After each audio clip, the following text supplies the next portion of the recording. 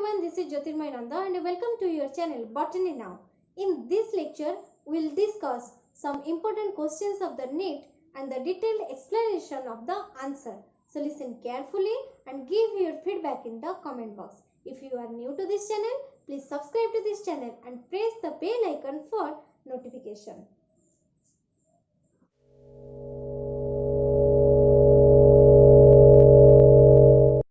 Question number 1. Strobili or cones are found in option 1 Equisetum, option 2 Salvinia, option 3 Teres and option 4 Marchantia. What do you mean by strobili? Strobili is a structure present in many land plant species consisting of sporangia bearing structure aggregated densely along the stem. And what do you mean by sporangia? Sporangia are closed structure in which spores are formed. So its function is to protect sporangia for some plants and enhances the spore dispersal. So strobili is necessary for procreation of seeds, thus they are formed in non-flowering plants. Here, out of all these four, Equisetum is the right answer. Then question number 2. Which of the following is put into anaerobic sludge digester for further sewage treatment? Option 1 activated sludge, option 2 primary sludge, option 3 floating debris and option 4 effluents of primary treatment. Anaerobic digestion is the biological degradation of organic matter in the absence of free oxygen. During this process, much of the organic matter is converted into biogas. Sludge is a mixture of liquid and solid components, especially the product of an industrial or the refining process. Sludge treatment is the process used to manage and dispose of sewage sludge produced during sewage treatment.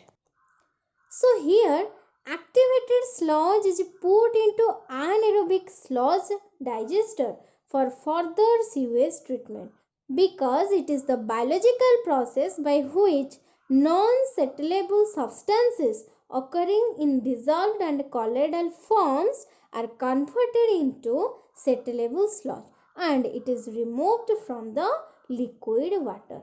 So, out of all these four options, activated sludge is the correct answer.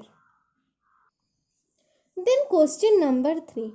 The ovary is half inferior in option 1 plum, option 2 brinjal, option 3 mustard and option 4 sunflower. What do you mean by inferior ovary? Inferior ovary means the ovary that is below the attachment of the petals, sepals and stamens. And half inferior ovary refers to that positioned ovary in which sepals, petals and stamens and hypanthodium are attached to the middle of the ovary. This type of ovary is found in flowers of the plants like peach, plum, rose, etc. Here, option 1 is the correct answer. Then question number 4. The first phase of translation is option 1 recognition of anticodon, option 2 binding of mRNA to ribosome, option 3 recognition of DNA molecule and option 4 amino acylation of the tRNA. The first phase of translation is initiation. In this stage, the ribosome gets together with the mRNA and the first tRNA. So, the translation begins. In this phase, amino acylation occurs. That is, the attachment of an amino acid to tRNA. So, here Option 4 is the correct answer, that is amino acylation of tRNA. Then question number 5. In gel electrophoresis, separated DNA fragments can be visualized with the help of option 1 ethidium bromide in infrared radiation, option 2 acetocaramine in bright blue light, option 3 ethidium bromide in UV radiation, and option 4 acetocaramine in UV radiation. So, what do you mean by gel electrophoresis? It is a method for separation and analysis of macromolecules and their fragments based on their size and charge. So, it is used in laboratories to separate charged molecules like DNA, RNA, proteins, etc. Charged molecules move through a gel when an electric current is passed across it. So here option 3, that is ethidium bromide in UV radiation. So in gel electrophoresis, separated DNA fragments can be visualized with the help of ethidium bromide in UV radiation. Then question number 6. Dissolution of the synaptonymal complex occurs during option 1 leptotin, option 2 pachitin, option 3 zygotin, and option 4 diplotin. The correct answer is diplotin. So the beginning of the diplotin is recognized by the dissolution of the synaptonymal complex, and the tendency of the recombined homologous chromosome of the bivalent to separate from each other except at the site of crossing over. Then question number 7.